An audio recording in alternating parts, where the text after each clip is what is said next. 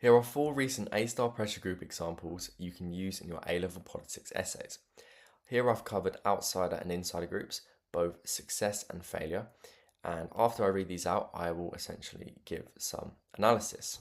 First, we have an example displaying outsider group success from the National Farmers Union. In December 2025, the Labour government was forced into a U-turn over its proposed changes to inheritance tax on family farms, following sustained pressure from farming groups such as the National Farmers Union. After protests in Westminster and widespread media campaigns opposing the tax, the government increased the threshold from £1 million to £2.5 million, meaning only 15% of farms would be affected compared to 25% under the original proposals. This is a great example of an outsider pressure group successfully influencing government policy. In this case, the National Farmers Union mobilised public support to apply their pressure. The government, obviously not wanting to harm their electoral support and they want to keep their seats in Parliament, had to comply to the demands of the National Farmers Union. So, a great example of outsider pressure group success. This next example stresses the importance of pressure groups being aligned with the government's agenda in order to influence government policy. So in September 2023, pressure groups such as Wildlife and Countryside Link pushed for the government to retain EU-era nutrient neutrality regulations designed to protect rivers from pollution caused by new housing.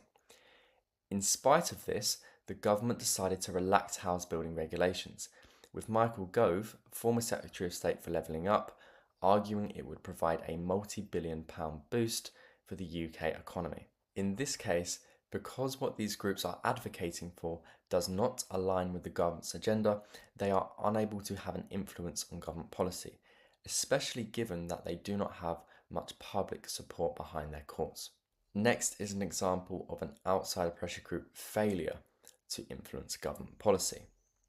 In September 2021, the environmental pressure group Insulate Britain attempted to pressure the government into improving home insulation and reducing carbon emissions through disruptive direct action.